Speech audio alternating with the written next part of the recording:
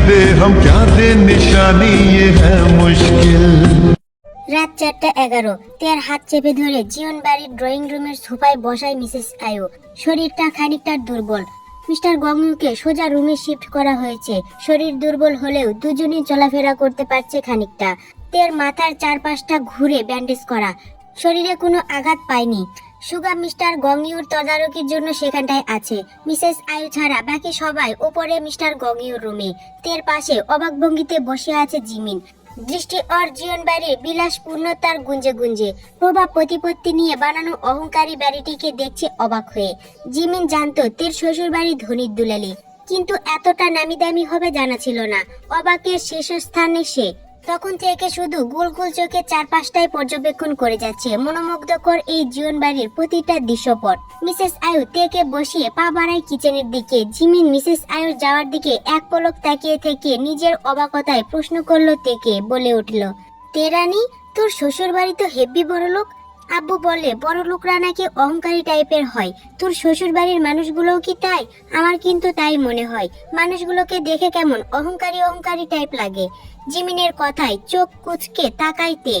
জীবন বাড়ির কেউ অহংকারী নয়, সবাই প্রাণবন্তর মানুষ। জীবন বাড়িতে আসার পর থেকেই দেখে আসছে সবার অগাধ ভালোবাসা, কিন্তু জিমিনের সেটা অবগত নয়। আজই প্রথম জীবন বাড়িতে পা রাখা জিমিনের। জীবন বাড়ির মানুষগুলোকে উপর উপর দিয়ে অহংকারী মনে হলেও ভিতর থেকে সবাই কোমল মনের মানুষ। দুদিন থাকলে জিমিনও বুঝে যাবে সেটা। তে নির্বাক।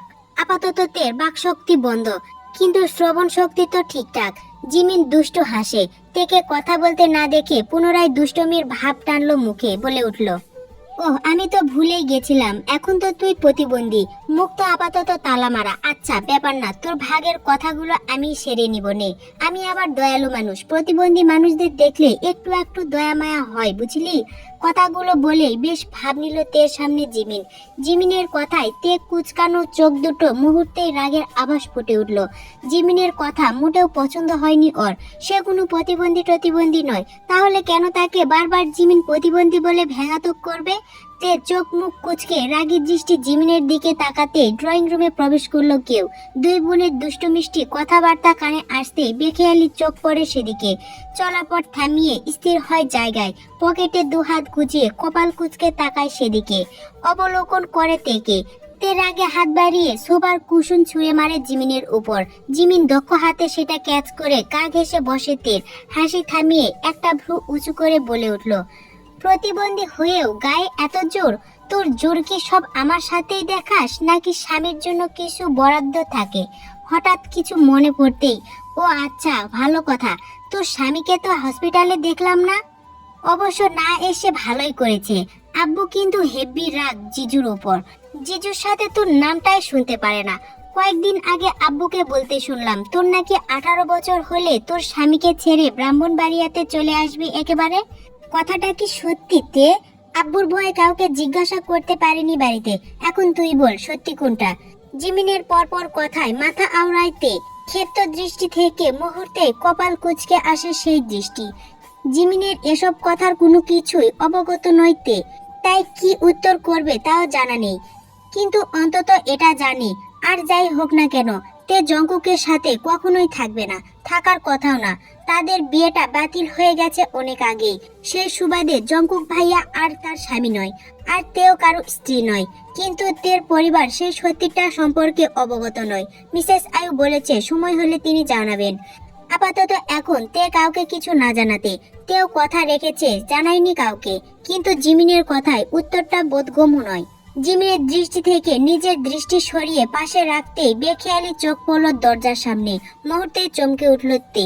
জঙ্কুকের দৃষ্টি স্বচ্ছ, কপাল কুচকানো ভঙ্গিতে তাকিয়ে আছে দুইজনের দিকে। তে তাকানোর সাথে সাথে চোখাচোখি হয় দুজনের। তে মুহূর্তে ভয়ে একটা হাত চেপে ধরে জিমিনের। ভয়ে উত্তেজনায় সাথে সাথে হেলিয়ে পড়ে জিমিনের পিছনে, মুখ লুকায় সাথে সাথে। তের হুটহাট কাণ্ডে নির্বোধ হয় জিমিন। হঠাৎ করে কি হলো বুঝতে না পেরে নির্বোধ ভঙ্গিতে তাকায় সামনে। সাথে সাথেই চোখে পড়ল জঙ্কুককে। জিমিনের দৃষ্টি বদল হয়, হা করে তাকায় জঙ্কুকের মুখশ্রীতে।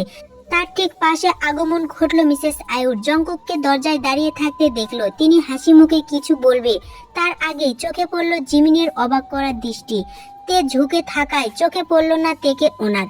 তিনি জিমিনের দৃষ্টি অনুসরণ করে সাথে সাথেই তাকায় সামনে। জঙ্কুক স্বাভাবিক ভঙ্গিতে তাকিয়ে আছে সেদিকে। মিসেস আয়ু চমকে ওঠে দুজনের দৃষ্টি বদলের বিষয়টিতে। তিনি মনে মনে আড়ালো, জঙ্কুক কি এতটা সময় নিয়ে জিমিনকে দেখছে?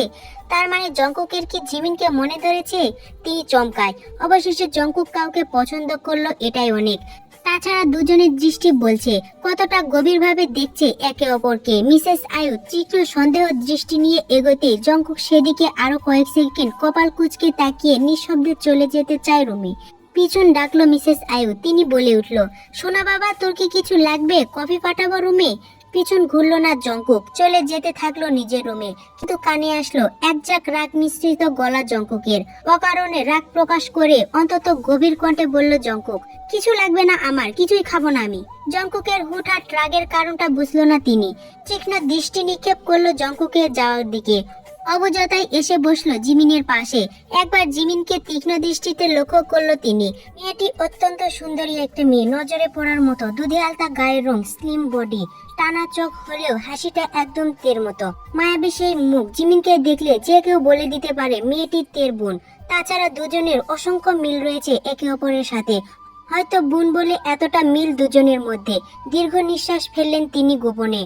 জঙ্কুকের যদি জিমিনকে পছন্দ হয় তাহলে তাই করবেন তিনি।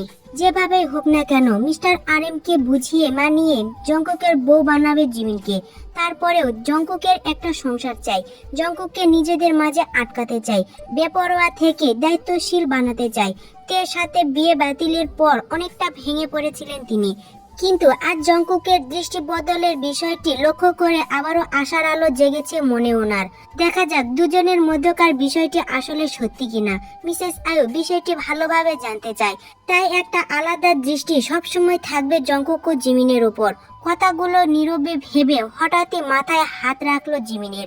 আদরে একটা হাত বোলাতেই ইতস্তত বোধ করলো জিমিন, কিন্তু কিছু বলল না। জিমিন চুপ থাকলো। মিসেস আয়ু কয়েক সেকেন্ডের মধ্যে তেকে ডাকলো।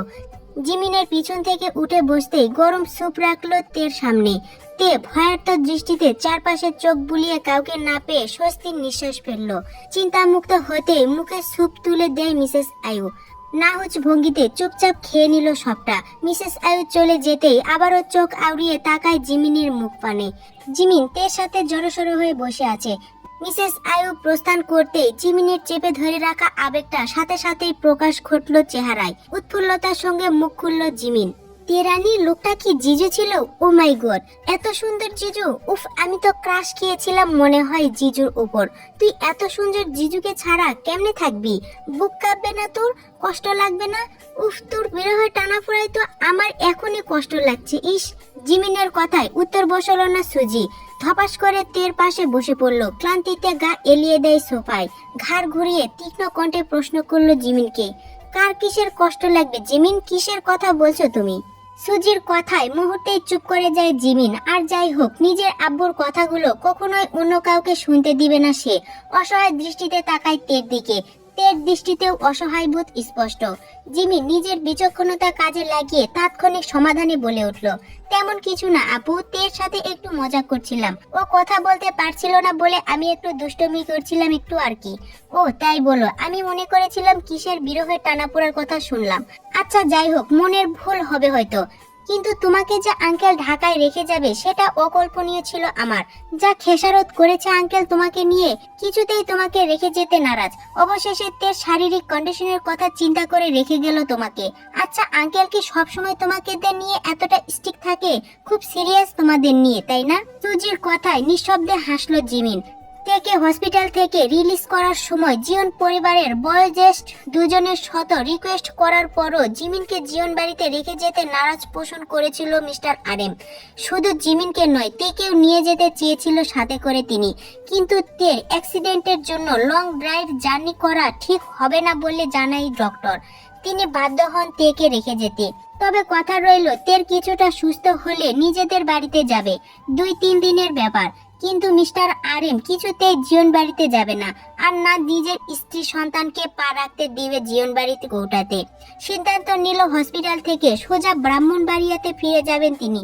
কিন্তু বিপত্তি ঘটলো তেকে নিয়ে। সে কিছুতেই জিমিনকে ছাড়া জীবন বাড়িতে যাবে না। জিমিনকে নিজের সাথে রাখতে চায় বাকি 2-3টা দিন। সে সুস্থ হলে দুজন একসাথে ফিরতে চায় ব্রাহ্মণবাড়িয়াতে। কারণ তের চিন্তা, সে বিগত 2 মাস ধরে প্ল্যানিং করেও নিজেদের বাড়ি ফিরতে পারছে না, আটকা পড়ছে বারবার জীবন বাড়িতে। এখন নিজের অসুস্থতার জন্য নিজের বাবা মার সাথে বাড়িতে যেতে পারছে না। এখন যদি জিমিনও চলে যায় তাহলে সে আর কখনো যেতে পারবে না বাড়িতে। অদ্ভুত মানুষটা ঠিক কিছু না কিছু করে আটকে দিবে তাকে। সে আটকে থাকতে চায় না, তাই নিজের বাবার সামনে কেঁদে কেটে বন্যা ভাসিয়ে রাখলো জিমিনকে। পূর্ব দিগন্তের এক ফালি সোনালী রোদে আলোকিত হয়ে আছে সবকিছু। হালকা তিরতির বাতাস বইছে চারপাশটা স্নিগ্ধময়। সকাল 8টা ছুঁই ছুঁই। জীবন বাড়ির বাগানের খোলা আমব্রেলার নিচে বসে আছে তে, আর দক্ষ হাতে কাজ চালাচ্ছে সুগা। তের মাথার ব্যান্ডেজ খুলে নতুন করে ড্রেসিং করছে সেখানটায়। তের সামনে মিসেস আয়ুব বসে মনোযোগ সহকারে দেখছে সবটা। কাজ শেষ করে সাময়িক সময়ের জন্য মিসেস আয়ুবকে বসিয়ে উঠে যায় সুগা। উদ্দেশ্য নিজের রুমে গিয়ে ফ্রেশ হবে। মনস্থির ভাবে কয়েক কদম এগোতেই চোখে পড়লো জিমিনকে। ঘুম ঘুম চোখ কসলাতে আগমন ঘটলো বাগানের মধ্যে। সুগার তীক্ষ্ণ দৃষ্টিতে সেটা লক্ষ্য করে চট করে পিছন ঘুরে তাকায় তের দিকে। সূক্ষ্ম চোখে তেকে লক্ষ্য করে সাথে সাথে তাকায় জিমিনের দিকে। দুজনের অসংখ্য মিল লক্ষ্য করে সে। সুগা আরো কিছু মিল লক্ষ্য করতে তখনই চোখ মেলে তাকায় জিমিন। চোখ মিলল দুজনের, অপদস্থ হলো সে। সাথে সাথে চোখ সরিয়ে পাশে রাখলে সুগা। জিমিন ইতস্তত বোধ করে জড়সড় হয়ে দাঁড়ায় সুগার সামনে, কাচুমাচু করে খানিকটা। সুগা জিমিনের অবস্থা বুঝতে পারে, নীরবে পাশ কাটিয়ে চলে যায় ভিতরে। জিমিন স্বস্তির নিঃশ্বাস ফেললো। এই লোকটাকে মোটেও ঠিকঠাক মনে হয় না তার। সাংঘাতিক লেভেলের অশুভ লোক মনে হয় ওর। জিমিন মাথা আউড়িয়ে আর কিছু না ভেবে এগিয়ে বসলো তের পাশে। জিমিন বসতেই হালকা হাসলো মিসেস আয়ুব। কৌশল বিনিময় করে চা এগিয়ে দিল জিমিনের দিকে। সৌজন্য বজায় রেখে হাসি মুখে চা তুললো হাতে। চা কাপে চুমুক বসাতেই ডাক পড়লো মিসেস আয়ুর। তলব পড়েছে মিস্টার গংইউ হতে। দুজনকে বসিয়ে রেখে মিসেস আয়ু সামনের দিকে এগোতে চোখে পড়লো জংকুককে। জংকুক বাগানে কাঁচের বাংলোতে দাঁড়িয়ে ফোনে কথা বলছে গম্ভীর মুখে। দৃষ্টি তার সামনে 2 কন্যাতে স্থির। মিসেস আয়ু থমকে গিয়ে সন্দেহপূর্ণ গাঢ় দৃষ্টি ফেললেন সেদিকে। বোঝার চেষ্টা করলো জংকুক কাকে দেখছে এমন করে। জংকুক কাকে দেখছে এক মনে, তেকে নাকি জিমিনকে। দুজনেই পাশাপাশি বসা, তাই বোঝার উপায় নেই জংকুক কাকে দেখছে। কিন্তু তিনি এতটা বুঝতে পেরেছে জংকুকের দৃষ্টি স্বাভাবিক নয়, গভীর। তিনি চট করে রাতের ঘটনা মনে করলেন এবং সে সাথে ধরে নেন জংকুক তেকে নয় জিমিনকে দেখছে। যেহেতু জংকুক তেকে পছন্দ করে না, সেহেতু জংকুক জিমিনকেই দেখছে। মিসেস আয়ু নিজের মাঝে শিওর হয়ে প্রস্থান করলেন ভিতরে। তার ঠিক সাথে সাথে 2 তলার উপর থেকে ডাক আসলো জিমিনের। সুজি নিজের রুমের বারান্দায় দাঁড়িয়ে হাত নাড়িয়ে জরুরি তলবে ডাকছে জিমিনকে। কয়েক সেকেন্ডের ব্যবধানে জিমিনও চলে যায় সুজির উদ্দেশ্যে। তে একা বসে রইল, হাতে নিজের চায়ের কাপ। প্রকৃতির মৃদু বাতাসে দুলছে তের গায়ের ওড়নাটা। খোপা করা চুলগুলো এলোমেলো ভাবে কিছু চুল বের হয়ে আশ্রে পড়ছে মুখে। তে বাতাসের সাথে সাথে সেগুলো বারবার কানের পিছনে গুজে দিচ্ছে মৃদু হাতে। থেকে থেকে কাঁপছে মসৃণ ঠোঁটজোড়া। জংকুক এক দৃষ্টিতে তাকিয়ে থাকে সেদিকে। আজকাল কি হয়েছে সে নিজেও বুঝতে পারছে না। কাকে বুঝাবে কতটা বেখেয়ালি করে এই মেয়ের কর্মকাণ্ডগুলো তাকে। শান্তি কি আছে কোথাও এই মেয়েকে ছাড়া? যদি থাকে তাহলে জংকুক সেখানটায় যেতে চায়, তবুও বাঁচতে চায় নিজের বেখেয়ালিপনা থেকে। জংকুক আনমনা হয়ে কথা বলতে বলতে এগিয়ে আসে তের সামনে। তে টুকটাক কথা বলতে পারছে সবার সাথে, অনেকটাই সুস্থ সে। জংকুক নির্ভীক ভঙ্গিতে তের সামনের চেয়ারটা টেনে বসলো। চেয়ারের শব্দ কানে আসতেই চমকে উঠলো তে। মসৃণ চেহারাটা মুহূর্তেই ভয়ে চুপসে গেল। জংকুক চোখ আউড়িয়ে সেটা দেখলো কি দেখলো না তা জানা নেই তের। তবে জংকুকের চেহারায় অসীম বিরক্তির রেশ। কোনো কিছু নিয়ে সে প্রচুর বিরক্ত। চায়ের কেটলি থেকে নিজের জন্য চা না ঢেলে চা কাপ টানলো তের। চুমুক বসালো তের চা কাপে। নির্ভীক ভঙ্গিতে পরপর চুমুক বসিয়ে সুন্দরভাবে শেষ করলো সেটা। তে হতবাক দৃষ্টিতে চোখ বড় বড় করে তাকিয়ে রইল জংকুকের মুখশ্রীতে। তের জানা মতে জংকুক কখনোই কারো এটো খাবার খাওয়া তো দূরে থাক, আজ অব্দি কখনো চা মুখে নিয়েছে কিনা সেটা নিয়ে প্রবল সন্দেহ। চা জংকুকের অপছন্দের তালিকায়। তে নিশ্চিত যদি মিসেস আয়ু এই লোককে তার এটো চা খেতে দেখতো তাহলে এই মুহূর্তে আহাজারি বিলাপ করতে করতে অবাকের শীর্ষে পৌঁছিয়ে মিসেস আয়ু জ্ঞান হারিয়ে ফেলতো এতক্ষণে। কিন্তু না, তে জ্ঞান হারায়নি, তার মানে তে সাহসী নারী। জংকুক ভাইয়ের কথা অনুযায়ী হসপিটাল থেকে সাহসী নারী হয়ে এসেছে সে। তে চোখ আউড়িয়ে নিভু নিভু চোখে তাকায় জংকুকের মুখশ্রীতে। জংকুক নির্ভীক ভঙ্গিতে চা খাচ্ছে। তে ভয়ে ধীরস্থে চলে যেতে চায়। চেয়ার ছেড়ে উঠে দাঁড়াতেই কানে আসলো জংকুকের গম্ভীর কণ্ঠ, কোথাও যাবা না, চুপচাপ বসে থাকো এখানে। তে হতবুদ্ধি হয়ে ঠায় জায়গায় বসে পড়ে। ভয়ে ভিতরটা টিপ টিপ করছে থেমে থেমে। আজকাল জংকুক তের মাত্রাতিক ভয়ের কারণ হয়ে দাঁড়িয়েছে। জংকুককে দেখলে মুহূর্তেই চোখে ঝলঝল করে উঠে জংকুকের সেই হিংস্র চেহারাটা। তে ভয়ে শুকনো ডুব গেলে আশেপাশে চোখ আওড়ায়, কাউকে খোঁজার চেষ্টা করে নিজেকে বাঁচানোর জন্য। কিন্তু আফসোস, আশেপাশে বডিগার্ড ছাড়া বাড়ির লোক কাউকেই দেখতে পেল না তে। বডিগার্ড গুলো জংকুকের, তাই তেকে সাহায্য করার প্রশ্নই আসে না। ভয়ে চোখ টলমল করে ওঠে তের। নিজেকে গুটিয়ে মাথা নিচু করতে কানে আসলো আবারও জংকুকের সেই গম্ভীর কণ্ঠ, তোমার বাবাকে আমার পছন্দ না, তাই বাপের বাড়িতে দৌড়াদৌড়ি কম করবা, কারণ তোমার ধান্দাবাজ বাবার বড় বড় প্ল্যানিং আমার পছন্দ না। উনি শ্বশুর মশাই শ্বশুরের মতো থাকবে, তা না করে তিনি কেন বড় বড় প্ল্যানিং করবে? বউ ছাড়া প্ল্যানিং, ছ্যা। শ্বশুরের মেয়েকেও আমার পছন্দ না, ওনার মেয়ে আমার মানসিক অশান্তির কারণ। শ্বশুরের মেয়ে ছলনাময়ী, ছলনা করে বেড়ায় আমার সাথে, ছলনাময়ী নারী। কথাগুলো বলেই থামে জংকুক। বিরক্তির রেশ টেনে চোখ তুলে তাকায় তের মুখ পানে। চোখ মিলল দুজনের। তের হতবাক কনফিউজড দৃষ্টি, তের ভাবভঙ্গি দেখে বুঝলো তের জংকুকের কথা বিন্দুমাত্র বোঝেনি সে। এতে করে সে আরো বিরক্ত হয়, মনে মনে আওড়ায় সামান্য বিষয়টি বুঝলো না এই নারী। অথচ কে বলবে এই ছলনাময়ী নারী আজকাল বড় বড় প্ল্যানিং করে বেড়ায় ধান্দাবাজ বাপের সাথে মিলে। তাকে ছেড়ে দেওয়ার প্ল্যানিং কি ধরে রেখেছে এই ঠকবাজ মহিলাকে, নাকি সে কাউকে বলে বেড়াচ্ছে এই ধান্দাবাজ মহিলা তাকে ঠকাচ্ছে? কই, সে তো কাউকে কিছু বলছে না। না, এই নারীকে সে আর দেখবে না। যাক, এই নারী বাপের বাড়িতে চলে, সেও আর আটকাবে না। এই অবাধ্য নারী তাকে বোঝে না, তাই সেও আর তাকাবে না এই নারীর দিকে, একদমই তাকাবে না। দরকার পড়লে তার অবাধ্য মনটাকেও এই নারীকে দিয়ে দিবে। যে মন তার কথা শোনে না সেই মনও তার চাই না। অবাধ্য মন অবাধ্য নারীর কাছেই থাক, সে তাকেই খোঁজে। তাই সে আর নিবে না এই অবাধ্য মনকে। চাপার রাগ টানলো মুখে।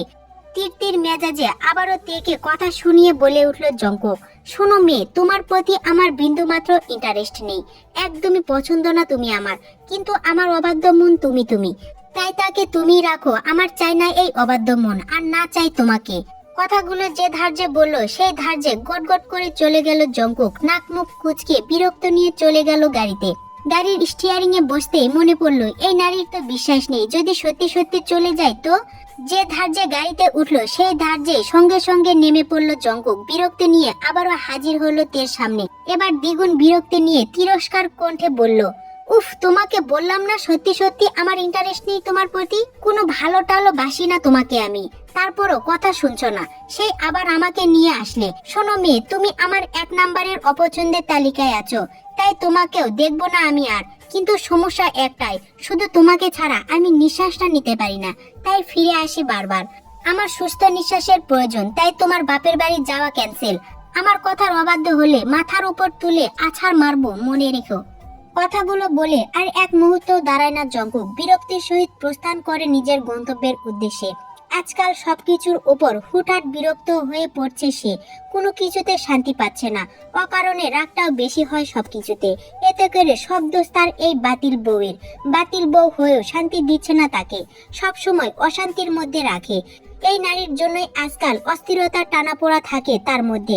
এই অবাধ্য নারীর জন্য তার মন তার কথা শোনে না। আজকাল বড্ড বেহায়া হয়ে গেছে তার মন, বেয়াদব মন, বেহায়া মন। খালি অবাধ্য হয়ে বউ বউ করে সারাক্ষণ, এতে সে প্রচুর ডিস্টার্ব, অগণিত ডিস্টার্ব ফিল করে সে। তার মন তার কথা শুনবে, তা না করে সে কেন সারাক্ষণ বউ বউ করবে? সে কি বোঝে না জংকুকের কোনো বউটও চাই না, জংকুকের কিছু চাই না। এই নারী ছলনাময়ী নারী, এই নারী যে ধীরে ধীরে তার মনের দখল করে নিচ্ছে, সেটা কি তার বেহায়া মন বোঝে? না, বোঝে না। কেন বোঝে না? কেন বুঝতে চায় না তার মন? তার এই অবাধ্য মনের কারণ একমাত্র তার ওই ছলনাময়ী বউ। সব দোষ তার বউয়ের, বেয়াদব বউ। তে হতবম্ব হয়ে বসে থাকে জায়গায়। জঙ্কুকের কোনো কথাই মাথায় ঢুকলো না তার। সে তো কখনো বলেনি এই লোকটাকে তাকে পছন্দ করুক, তাহলে সে নিজেও তো জঙ্কুককে পছন্দ করে না, একদমই করে না। কিন্তু জঙ্কুকের লাস্ট কথাগুলোতে ঠোঁট উল্টিয়ে কান্না করে বসে সে। ভীষণ বাজে লোকটা, তাকে বাপের বাড়ি যেতে নিষেধ করেছে, তার মানে দুনিয়া উল্টে গেলেও সে যেতে পারবে না। সে এই খারাপ লোকটার অবাধ্য হবে না, কখনোই হবে না। সে তো খারাপ জঙ্কুক ভাইয়ার বাধ্য নারী, তাহলে সে কেন অবাধ্য হবে? না, তে অবাধ্য হবে না, কিন্তু আবারও নিজের বাড়িতে যেতে পারবে না ভেবে কান্নায় জর্জরিত সে। আহত হয় তার বক্ষস্থল।